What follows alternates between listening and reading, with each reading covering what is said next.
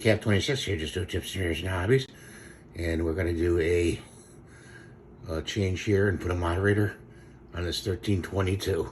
Stay tuned. I'm going to pick a punch that is the size of this pin here, right here.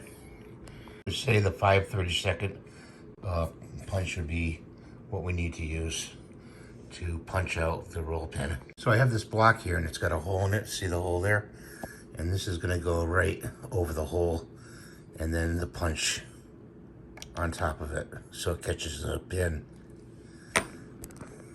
Okay, so we did get the roll pin out and with the punch, and we're going to take that front side off. Front side just slips off like that. I'm showing you that.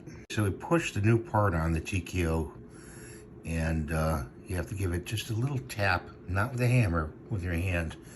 And then I put the punch through it to align the pin.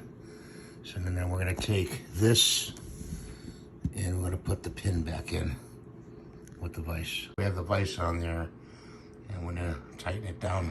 So I put the moderator on, but then I had to put some putty to keep the barrel attached to the main housing here, not to the pump. Because the little wings broke in here. So I still want to make good use of it. And it does work. It does stay on. And it's the side picture is lined up.